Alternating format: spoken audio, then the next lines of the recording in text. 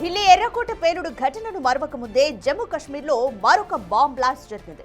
నౌకాం police స్టేషన్లో ఆవరణలో శుక్రవారం రాత్రి పేలుడు సంభవించింది. ఘటనలో ఇప్పటి వరకు 7 చనిపోయారు. తీవ్రంగా గాయపడ్డ 30 మందిని హాస్పిటల్కు తరలించి ట్రీట్మెంట్ అందిస్తున్నారు. మరణించిన వారిలో ఎక్కువగా పోలీసులు, ఫోరెన్సిక్ బృందం ఉన్నారని సమాచారం.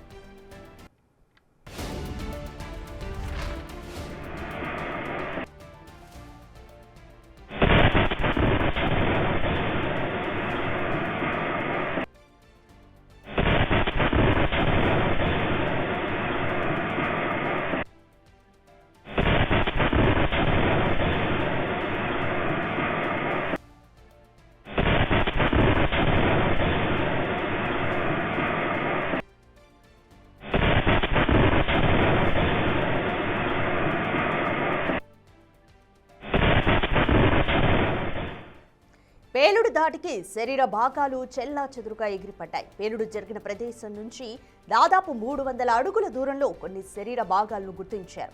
గాయపడ్డ వారిలో చాలా మంది పరిస్థితి విషమంగా ఉంది. ఘటనపై పోలీసులు 2 కోణాల్లో దర్యాప్తు చేస్తున్నారు.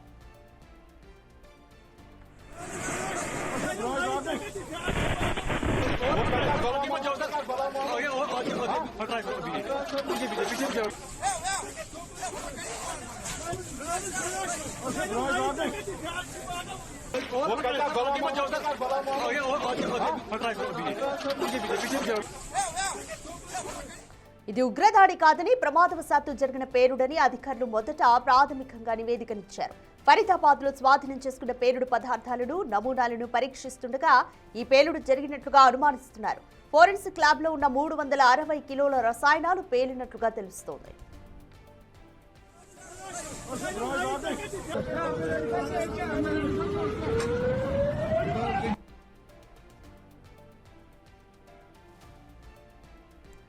భారీ పేలుడుతో పోలీస్ స్టేషన్ భవనం ధ్వంసమైంది. చిన్న పేలుళ్లు వరుసగా చోటు చేసుకోవడంతో రెస్క్యూ ఆపరేషన్ కు ఆటంకం కలిగినట్లుగా అధికారులు తెలిపారు. పేలుడు జరిగిన వెంటనే పోలీస్ స్టేషన్ ఆవరణలో పెద్ద ఎత్తున మంటలు చెలరేగాయి. అగ్నిమాపక సిబ్బంది, అంబులెన్స్లు తక్షణమే ఘటనా స్థలానికి చేరుకుని క్షతగాత్రులను వెంటనే హాస్పిటల్కు తరలించారు. ఈ సంఘటనపై ఇంకా ఇన్వెస్టిగేషన్ జరుగుతోంది.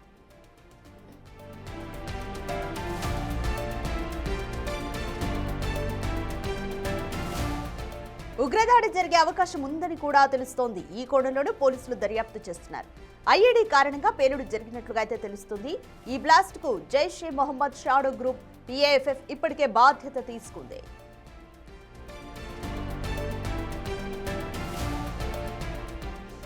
అక్టోబర్లోనే నౌగాంలో ఉగ్ర కదలికలను గుర్తించారు. బెదిరింపు పోస్టర్లు అంటించిన ఘటనపై ఇప్పటికీ ఇన్వెస్టిగేషన్ జరుగుతోంది. సీసీటీవీ ఆధారంగా 3 స్థానికులను పోలీసులు అరెస్ట్ చేసి విచారించగా మౌల్వీ ఇర్ఫాన్ అహ్మద్ అనే వ్యక్తి పాత్ర ఉందని తేలింది.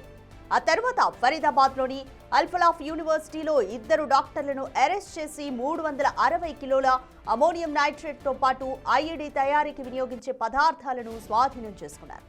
ఆ తర్వాత పుల్వామాకు చెందిన మరో డాక్టర్ను గుర్తించి 2900 కిలోల పేలుడు పదార్థాలను స్వాధీనం చేసుకున్నారు. వీటన్నింటికీ బ్లాస్ట్తో సంబంధం ఉందా అన్న కోణంలో దర్యాప్తు జరుగుతోంది.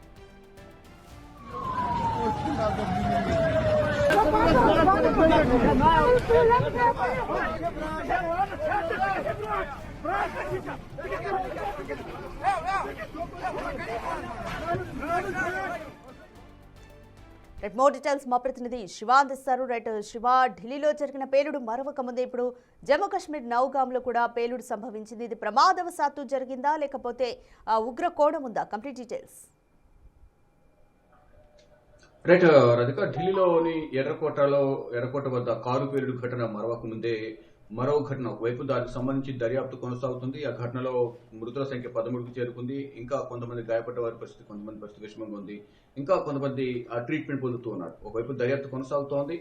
ఇప్పుడు ఆ ఘటన మరొక ముందే మరో ఘటన జమ్మూ కాశ్మీర్ లో చోటు చేసుకుంది. పోలీస్ స్టేషన్ లో ఇటీవల ఫరీదాబాద్ లో స్వాధీనం చేసుకున్న ఈ అమోనియం నైట్రేట్ అలాగే పేలుడు పదార్థాలను పరిశీలిస్తుండగా ఇన్స్పెక్షన్ జరుగుతున్న సమయంలో ఈ పేలుడు జరిగింది అనేది కూడా అధికారులు, ఇటు పోలీసు బృందం చెప్తూ ఉన్నారు. అయితే ఇప్పటివరకు దాదాపు ఈ ఘటనలో 7 చనిపోయారు, 30 మందికి గాయాలయ్యాయి. గాయపడిన వారి పరిస్థితి కూడా చాలా మంది పరిస్థితి విషమంగా ఉంది. వారందరినీ కూడా సమీపంలోని ఆసుపత్రికి తరలించినట్లుగా కూడా పోలీసులు, తోటి పోలీసులు అయితే అక్కడున్న వారు చెప్తూ ఉన్నారు. అయితే ఈ కేవలం ఇది అక్కడ పరిశీలిస్తున్న సమయంలోనే బ్లాస్ట్ జరిగింది తప్ప వేరే ఎవరు బ్లాస్ట్ చేయలేదు అనేది ప్రధానంగా వారైతే చెప్తూ ఉన్నారు. కానీ దీనికి ఈ పేలుడుకు బాధ్యత వహిస్తూ జైషే మహమ్మద్ సంబంధించిన షాడో టీం పిఐఎఫ్ఎఫ్ బాధ్యత అయితే తీసుకుంది. అంటే రెండు కోణాల్లో ఇక్కడ దర్యాప్తు కొనసాగుతుంది. అంటే పరిశీలిస్తుండగా బ్లాస్ట్ జరిగిందా, ఆ సమయంలో ఎవరైనా బ్లాస్ట్ చేశారా అనే కోణంలో కూడా ఇప్పుడు దర్యాప్తు సంస్థలు దర్యాప్తు కొనసాగిస్తూ ఉన్నాయి. అంటే ఇక్కడ ఫరీదాబాద్ లో, హర్యానాలోని ఫరీదాబాద్ లో దొరికిన ఢిల్లీ నుంచి హర్యానాలోని ఫరీదాబాద్ అల్ఫల్హా కాలేజ్ గాని ఆ ఘటన కండవాలి గ్రామంలో కారులు దొరికిన ప్రాంతం గాని ఆ నివాసం గాని ముజముల్ అలాగే ఇతర డాక్టర్లు ఎవరైతే ఉన్నారో షాహిద్ ఈ డాక్టర్లు ఉంటున్న నివాసాలు ఢిల్లీ నుంచి 45 కిలోమీటర్ల దూరంలో ఉంటాయి. అక్కడ నుంచి జమ్మూ కాశ్మీర్ కు ఈ పేలుడు పదార్థాలను తీసుకెళ్లి అక్కడ పోలీస్ స్టేషన్ లో ఇక్కడ పరిశీలిస్తూ ఉన్నారు. అంటే ఈ మార్గం మధ్యలో కూడా ఏమైనా జరిగి ఉంటే ఇక్కడ అది కూడా పేలుడు సంభవించి ఉండేది. కానీ అక్కడ వరకు తీసుకువెళ్లారు. అక్కడ జమ్మూ కాశ్మీర్ పోలీస్ స్టేషన్ లో ఈ అమోనియం నైట్రేట్ 360 కేజీల అమోనియం నైట్రేట్ పరిశీలిస్తున్న సమయంలో ఈ పేలుడు జరిగింది అనేది కూడా వారైతే ధృవీకరించారు. కానీ దీనికి బాధ్యత వహిస్తూ జైషే మహమ్మద్ సంబంధించిన షాడో పిఐఎఫ్ఎఫ్ ఉగ్రవాద సంస్థ కూడా దీనికి బాధ్యత మేమే అంటూ కూడా వారు కూడా బాధ్యత తీసుకున్నారు. కానీ ఏం జరిగింది అనేది కూడా రెండు దర్యాప్తు సంస్థలు అయితే రెండు కోణాల్లో దర్యాప్తు చేస్తున్నారు. అంటే ఉగ్రదాడి జరిగే అవకాశం ఉంది. ఆల్రెడీ ఒకసారి పేలుడు జరిగింది కాబట్టి మరొకసారి ఉగ్రదాడి జరిగే అవకాశం ఉంది అనే కోణంలో కూడా దర్యాప్తు కొనసాగుతుంది. ఐఈడీ కారణంగా పేలుడు జరిగినట్టు తెలుస్తుంది. ఒకవైపు 360 కేజీలు ఫరీదాబాద్ లో 360 కేజీల అమోనియం నైట్రేట్, మళ్ళీ ఆ తర్వాత మరో 2900 కేజీల ఈ పేలుడు పదార్థాలు కూడా స్వాధీనం చేసుకున్నారు. ఆ 2900 పేలుడు పదార్థాలతో 400 ఐఈడీలు తయారు చేయవచ్చు అనేది నిపుణులు చెబుతున్నారు. అటువంటి ఐఈడీ పేలుడు పదార్థమే ఇక్కడ బ్లాస్ట్ జరిగింది. ఈ నేపథ్యంలోనే ఆ విస్ఫోటనం చాలా తీవ్రంగా ఉంది. ఆ 300 అడుగుల దూరం వరకు కూడా ఈ పేలుడికి శరీర భాగాలు అంత దూరం వెళ్లి పడిపోయాయి.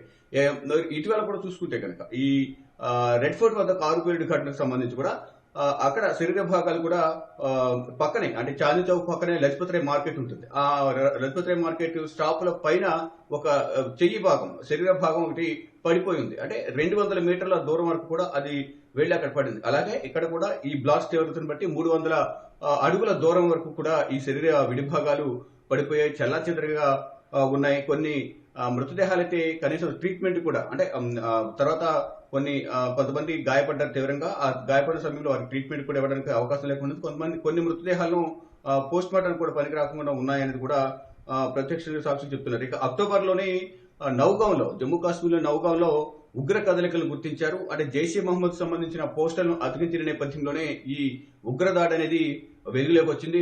ఢిల్లీ పేలుడు కేసు, దాని తర్వాత ఒకరి తర్వాత ఒకరిని అరెస్ట్ చేశారు. అరెస్ట్ చేసిన తర్వాత ఆ భయంతోనే ఉమర్ నబీ అహ్మద్ ఆత్మహత్య దాడికి పాల్పడ్డాడు అనేది కూడా ప్రధానంగా అంచనా వేస్తూ ఉన్నారు. అంటే సీసీటీవీ ఆధారంగా ముగ్గురిని అదుపులోకి తీసుకున్నారు.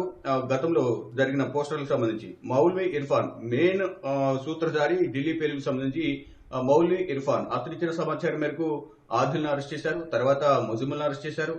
తర్వాత పలువురిని కీలకంగా దీంట్లో వ్యవహరించడానికి జమ్మూ కాశ్మీర్ సంబంధించిన అందరినీ కూడా అదుపులోకి తీసుకున్నారు. అయితే ఇప్పుడు డాక్టర్లు అరెస్ట్ చేసిన తర్వాత 360 కిలోల అమోనియం నైట్రేట్ తో పాటు ఐఈడీ తయారీకి సంబంధించిన ముడిసరికి ఏదైతుందో పేలుడు పదార్థాలు అవన్నీ కూడా స్వాధీనం చేసుకున్నారు. అయితే ఇప్పుడు ప్రజెంట్ అయితే పోలీసులు చెప్తుంది ఇక్కడ ఫరీదాబాద్ లో స్వాధీనం చేసుకున్న ఈ అమోనియం నైట్రేట్, ఈ 2900 కేజీల పేలుడు పదార్థాలు ఏవైతే ఉన్నాయో ఐఈడీ తయారీకి సంబంధించి అవి పరిశీలిస్తున్న సమయంలో ఈ పేలుడు సంభవించింది అనేది ప్రాథమికంగా వారు నిర్ధారిస్తూ ఉన్నారు. కానీ వారు నిర్ధారిస్తున్నప్పటికీ కూడా దీనికి బ్లాస్ట్ కి మేమే బాధ్యత వహిస్తున్నామంటూ కూడా జైషే మహమ్మద్ సంబంధించిన షాడో పిఏఎఫ్ఎఫ్ అది బాధ్యత తీసుకుంది. అంటే జైషే మహమ్మద్ షాడో టీం ఎందుకు బాధ్యత తీసుకుంది అనే కోణంలో కూడా ఇప్పుడు దర్యాప్తు చేస్తున్నారు. అంటే ఈ ముసుగులో మరో బ్లాస్ట్ ఏమైనా జరిగే అవకాశం ఉందా, బ్లాస్ట్ చేసేందుకు ప్రయత్నిస్తున్నారా అనే వివిధ కోణాల్లో కూడా దర్యాప్తు సంస్థలు దర్యాప్తు చేస్తున్నాయి. ఎన్ఐఏకు ఈ దర్యాప్తును అప్పగించారు ఢిల్లీ పేలుడు ఘటనకు సంబంధించి.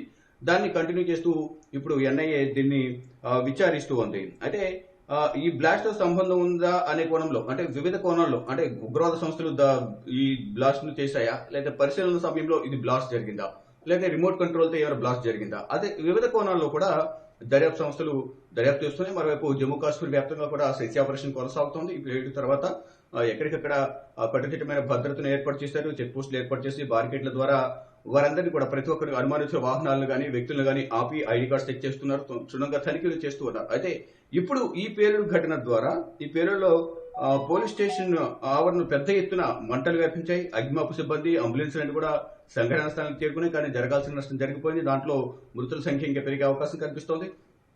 7 చనిపోయారు, 30 మందికి గాయాలయ్యాయి. గాయాలైన వారిలో కూడా చాలా మంది పరిస్థితి విషమంగా ఉంది అనేది ప్రధానంగా తెలుస్తోంది. ఇప్పుడు అక్కడ కూడా పోలీస్ స్టేషన్ వద్ద కంప్లీట్ సెక్యూరిటీ ఏర్పాటు చేశారు. ఇటు జమ్మూ కాశ్మీర్ వ్యాప్తంగా అన్ని పోలీస్ స్టేషన్ల వద్ద కూడా సెక్యూరిటీని ఏర్పాటు చేశారు. ఇటు సందర్శన ప్రాంతాలు కానీ ఇతర ప్రాంతాల వద్ద కూడా కంప్లీట్ గా సెక్యూరిటీని ఏర్పాటు చేశారు. అంటే నేను రాత్రి 11:20 సమయంలో ఈ బ్లాస్ట్ జరిగిన నేపథ్యంలో ఈ రోజు కంప్లీట్ గా పరిసర ప్రాంతాల్లో మొత్తం 144 సెక్షన్ విధించారు. ఉగ్ర కదలికలపై నిఘా ఉంచిన జమ్మూ కాశ్మీర్ పోలీసులు కానీ, సిఆర్పీఎఫ్, అలాగే ఇండియన్ ఆర్మీ ఎక్కడికక్కడ సెర్చ్ ఆపరేషన్ నిర్వహిస్తున్నారు. సంయుక్తంగా సెర్చ్ ఆపరేషన్ నిర్వహిస్తున్న నేపథ్యంలో ప్రెసిడెంట్ అయితే అటు జమ్మూ కాశ్మీర్ వ్యాప్తంగా కానీ ఈ పేలుడు జరిగిన పోలీస్ స్టేషన్ పరిసర ప్రాంతాల్లో నవగం పోలీస్ స్టేషన్ ఆవరణలు కూడా ఈ ఘటనకు సంబంధించి ప్రధానంగా దర్యాప్తు కొనసాగిస్తూ ఉన్నారు.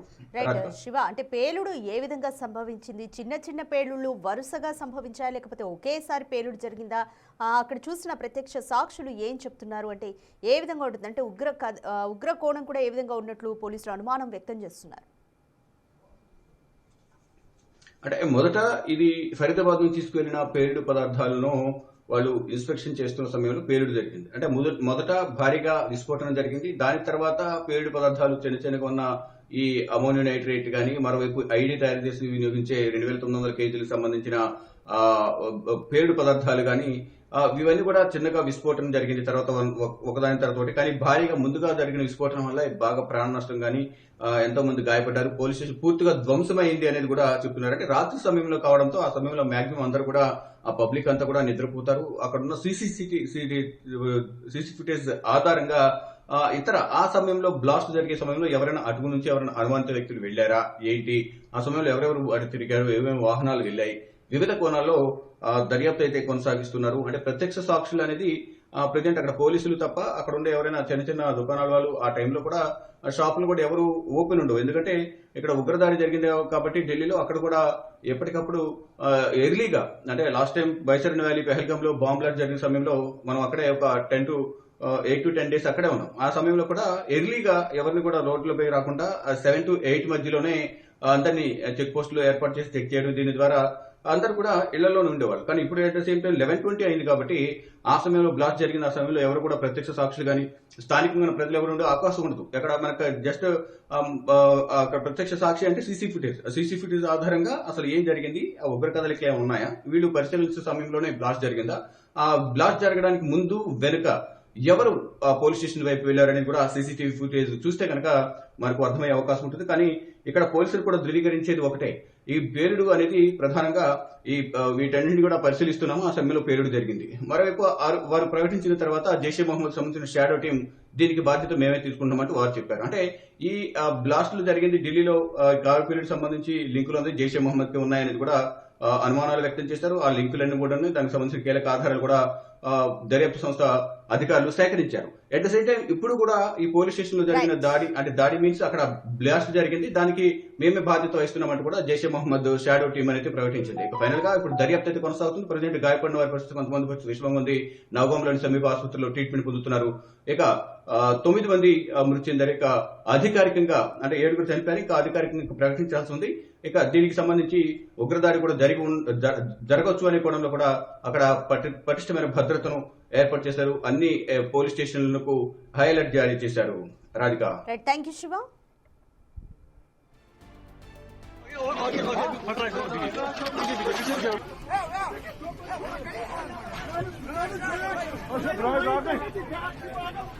वो कहता है